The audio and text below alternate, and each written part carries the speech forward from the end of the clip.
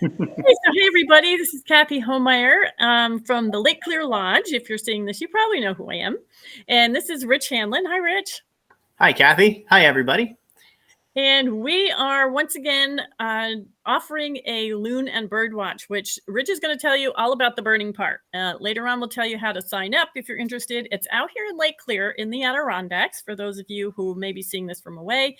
Middle of the Adirondack Mountains, Lake Clear is really kind of in between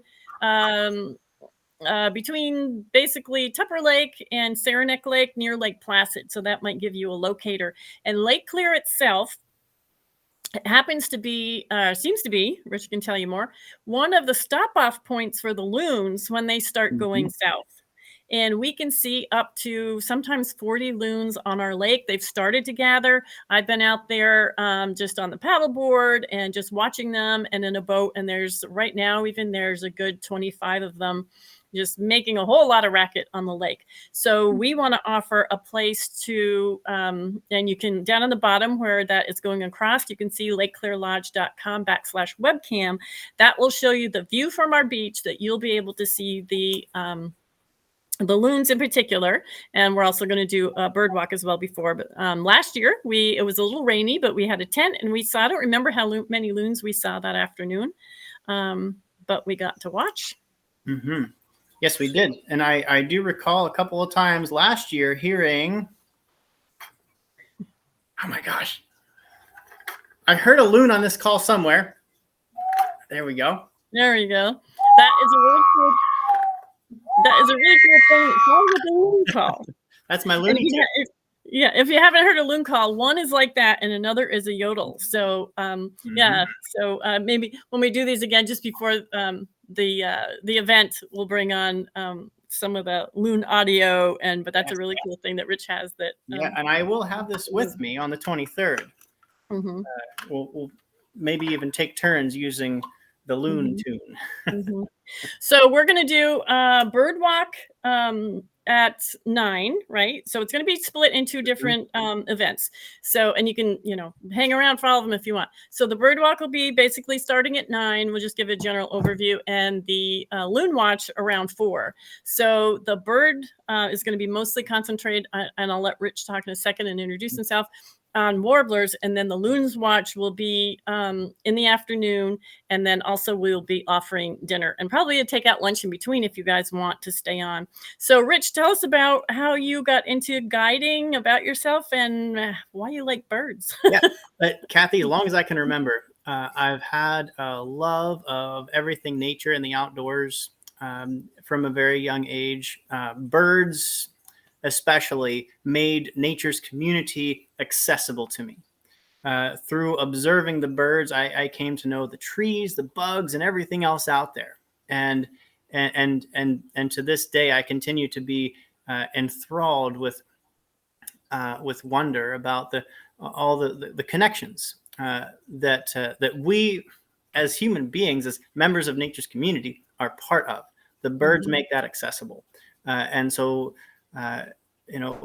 I'll tell you a little bird that is kind of my spark bird that piqued my interest in noticing all the birds in their variety was the golden crowned kinglet, a delightful little bird, which I should have had a picture of. It's a small bird. You can fit 4 of them in the palm of your hand. They're bigger than a hummingbird, but smaller than a sparrow, and they have a little golden stripe on the top of their head. I wish I had a golden stripe of hair on the top of my head. I'm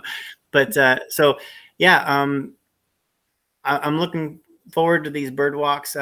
Like I said, the birds have always made nature's community accessible to me. And so it's been kind of a lifelong passion of mine to learn as much as I could, as much as I can. And it's a joy to share that knowledge and experience. About almost 2 years ago, I moved to the Adirondack Park and made it a full-time thing. Started my own nature guiding business called Wild Neighbors Nature Connection, which is all about kindling neighborly connections between people and nature. I like to say going to the forest is going home, and observing wildlife is making the acquaintance with a neighbor. The birds give us an understanding of their neighborhood, which leads me into the unique experience that I hope to provide for people who might be thinking about participating in the upcoming Warbler Walk and Loon Watch on September 23rd. And one of the things that I like to do is to let you lead the way. All right. So, I mean, I have binoculars. I'll have binoculars for adults, binoculars for kids that might be present. Plenty. So, Rich, let me interrupt just a second to say that when I used to think of bird watching, I used to think that's for old people. No. Now, yeah, it was like all the older people watched birds. I mean, that was my experience. Either, wherever I was, it was older people who maybe were retired and or had time. But as I got older, and I started working with sound therapy and bioacoustics. In fact, this is a sound bubble right here. This is my voice in cymatics. And when I got working with sound, I was thinking that birds, their bird song and the tones, and I mean, there's so much more. I mean, we won't even talk about that tonight, but that was really interesting. But this is for any age, right? All sorts of ages. Absolutely. I mean, everybody needs to be, like you said, it's the connections with nature, whether you're, younger, older, young at heart. And especially the young kids these days, getting them back connected with with nature instead of the thing that ends up in the palm of their hand. So a lot of people choose to live in or visit New York's Adirondack Park because nature is so accessible around us. There's something, maybe you can feel it inside of yourself, a longing, a hunger to experience connection with nature, and the Warbler Walk and the Loon Watch is an opportunity to deepen and broaden that experience of nature connection. And there's a couple of very tangible, concrete ways that I hope to be able to guide us into that experience of deepening and broadening our connection with nature's community at the Lake Clear Lodge. One is through a mental framework that I like to call the ABCs of relational birding. Here, A stands for appearance, B stands for behavior, and C stands for connections. And so it's not a linear thing. You can start with the connections, start with the behavior, start with the appearance, whatever. But there's three things that I like to notice to take the experience of. Okay, so first, so think of anybody who's watching this. Think of a bird that you have seen recently or you're looking at right now, right? What's the first thing you notice about that bird? It's probably either the color of it, the shape of it, or the sound that it makes. Okay, so let's start wherever, or maybe it's a bird that's perched on your favorite kind of tree. That's a starting place too, right? My favorite tree is a balsam fir. When I see a bird perched in a balsam fir, I want to say, who's that bird perched in the balsam fir? So anyway, start wherever you want, but the ABCs of relational birding: appearance, behavior, connections, right? So notice the appearance. What's the shape and the size of the bird? What's the plumage like? What's the coloration like? What's its beak shape like? But what about its feet? Right? So that's the appearance. And you can notice its behavior. Is it perched? Is it flying? Does it seem at ease in its environment? Does it seem agitated about something? Is it vocalizing? What's it saying? And how is it communicating with now we're getting into connections, right? C for connections. Notice its connections. If it's vocalizing, what's it saying? And how does it seem to be communicating with birds and other wildlife? Is it foraging? If so, what's it eating? When I see a chickadee perched among the balsam fir branches, very often I'll watch them foraging on lichens. When I see it foraging on lichens, I have to learn about those lichens too. So you see, noticing the connections broadens the experience of bird watching to give our attention to all sorts of amazing, diverse connections in nature's community. So ABCs of relational birding, right, is one concrete method. And another is we're going to take time to give our attention to bird language as we locate and then follow a mixed flock of songbirds, including many species of warblers on the nature trails at the Lake Clear Lodge. We're going to be able to listen to the different call types, different types of vocalizations. There's 5 of them, and I'm taking this from a book that I recently read. It's called "What the Robin Knows" by John Young. He speaks of 5 vocalizations of birds. You have the song, you have the companion call, you have the begging call from a young bird, you have aggression, and you have alarm.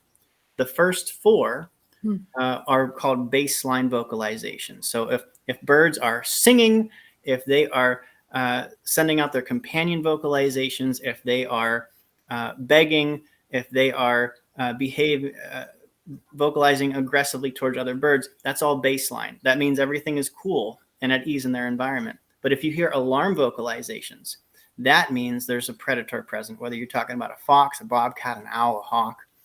So we're going to follow this mixed flock of warblers, and you'd be surprised at how many times when you really give your attention to them, their vocalizations change from baseline to alarm, back to baseline, back to alarm, as there's different things, different wildlife that shows up in their vicinity. So we're going to learn a lot. I learn a lot every time that I go out into the woods with the intent of studying and learning bird language. And we're going to communicate with the birds too. I already showed you my Looney Tune. But I also have a cool little tool here. It looks like a toy. It kind of is a toy for a birder. And this is an Audubon bird call. I will have some of these for everybody to use during the outing. And you can make little chips and chirps. So this sounds kind of like a baseline vocalization. Now we can also make something that sounds more like an alarm vocalization. So the different vocalizations you can make with this warrant a different response from the birds. I was at the Lake Clear Lodge today doing some bird language. First, I was listening, trying to get an idea of the soundscape, interpreting the soundscape and the landscape with the birds. And after a little while, I decided, you know what, let's bring them in close just for a short period of time, just to get a close look at the birds. I practice what I call pishing. And when you do that, you get an alarm response from the birds. But if you do it just briefly, they come in, you get to see them, and then they go back to baseline behavior. So I was doing some pishing. Psh, psh, psh. And inserting an eastern screech owl song into the mix. And now Kathy has pictures. Let's see some of the pictures of these warblers that I saw at the Lake Clear Lodge today. Okay. So before I take this picture down, this is, we do have the wooded trails, so we'll do the walk. And also this is Lake Clear where we'll see the loons. So this is just one of our pictures. But again, you can go on the webcam to see the lake itself. And then we have wooded trails. So hide that one. And there's one. So this is our Cape May warbler. Now, question about the warblers: are they migrating or do they stay? Yes. They're migratory. Yeah. So in the spring, in the summertime, our warblers, a lot of them, there's a small population of Cape May warblers like this one here that do breed in the Adirondacks, but a lot of them are breeding farther north into Canada, in the spruce fir belt of Canada. They will spend their winters in South and Central America. This is a stopping point. So during the summer, they were holding down their own territories, a pair of birds holding down a territory. Right now, a lot of these different species of songbirds are gathered in massive mixed flocks. And so in the same flock, I'm seeing Cape May warblers and chickadees and nuthatches and vireos and 15 other species of warblers like that one there. I think that's there's a Blackburnian warbler. I did not take that picture today. That was actually taken at my house earlier in the summer. What a beauty. Blackburnian warbler. I did see one at the lodge today, though, so they're there. Okay. That one. I think we have at least one more. There was a common yellowthroat in there somewhere. Yeah, that's not him, right? Oops. This is one we saw already, right? That's the Cape May. Yeah. Yeah. And I'm sure that's one a lot of people want to see. All right. Maybe I didn't get him in here. I just put in all I've got. I think that's the only. Well, that gives us an idea. The only ones I threw up there. Yeah. So that gives us an idea. And so we can expect to experience upwards of 10 to 15 species of warblers and other songbirds during the Warbler Walk. And both the Warbler Walk and the Loon Watch, we're going to walk through the ABCs of relational birding, and we're going to learn some bird language. So with the loons, which is another beautiful thing, I mean, there's, loons on the lake. Our lake is, like I said, getting already pretty, and here is more of an up close one. If people haven't seen loons, most people who know and love loons. In fact, we had a guest who called and said, "When are you doing your loon thing? I'm going to come and stay." So I got to get a hold of him and hold of them and say, "Yeah, we're doing it." And so they're big, beautiful birds. They dive underwater, and they go a really long ways. I mean, varies, but maybe the average length that they kind of swim underwater. But and on our lake, you can get pretty close to them. There was one hanging out the whole day in front of our beach, really close. I've never really seen one that close. He was kind of trolling back and forth. And we were just out there doing our thing and didn't mind at all. In fact, we went out skiing, came back, and he didn't even move. It's an amazing lake because when you're out there trying to avoid loons and not boats, it's an amazing place to ski. So that's what we were doing the other night, is just looking at all the loons, a couple loons here, more loons over there, and just kind of weaving between the loons, trying to not to disturb them too much, but trying to have a little fun ourselves too. But it's really nice. I kind of feel like loons, they're living the dream, at least according to the standards of many Americans on the East Coast. They spend their summer in the mountains, and some of them spend their winter along the Gulf Coast of Florida. Right. Like to do that. Right. Yeah. Yeah. But on the water, is that true? Don't they spend it mostly on the water? Yeah. So fresh water, salt water, they don't care as long as they can find good food, and good food for them is tasty. Yep. So we may see these are singles, but we're looking for in the more the fall time here in Lake Clear, and there's got to be other lakes in the Adirondacks, but ours is known for that. Is for loons gather in flocks on our lake and gather together to go. I counted 30 today. Yeah. Today I counted 30. Wow. And checking eBird, it looks like the maximum that has been counted this time of year was somewhere between 60 and 80. Wow. So, I mean, we could expect to see a lot of loons. Yeah, because they're gathering already, and from my experience, it just keeps getting a little bit bigger. This won't be the end of it yet. So probably we'll see a lot far out on the water. But every time I've gone loon watching at the Lake Clear Lodge, there's always been at least one that comes in close enough for us to get a good look at it. Yeah, they usually bop around. It's pretty cool. We have a very shallow area, so I think they come in and feed there. So September 23rd. There's going to be a couple things to do. Warbler Walk in the morning and the Loon Watch in the afternoon. We'll give you the link and put all the details down below. If this is a YouTube or a Facebook post, wherever it is, we'll put all the details down below. Lake Clear Lodge is just 10 minutes 10 minutes away from Saranac Lake, 30 minutes away from Tupper Lake, and 30 minutes away from Lake Placid, basically, just so people know where we are. We do have lodgings, by the way. So we are the Lake Clear Lodge. So we do have lodgings, lakeclearlodge.com. You can come and stay the weekend. I think we still certainly have some beautiful lodgings left. And this, of course, is foliage season. Will be high then because, man, the leaves started turning early this year. So you're going to see some beautiful foliage, really cool birds that are coming and gathering to go south. And Rich is an excellent guide and loves teaching people about all this stuff. So we hope you come and have some fun. Either come for the day come for dinner, or come for the whole weekend and take a look and connect with nature. Yeah. Yes. Mm-hmm. Okay, so my bird's out. I guess I have a natural attraction for the birds. I was gonna say we can hear a bird in the background there, so Oh my that is a real bird there. There she is. Oh wow. Yeah. So yeah, I'm looking forward to the 23rd. And, Okay. we're gonna have a good time and have fun connecting with nature. Okay. So I will see you soon, Rich. And that was a perfect ending. So that was great. Okay.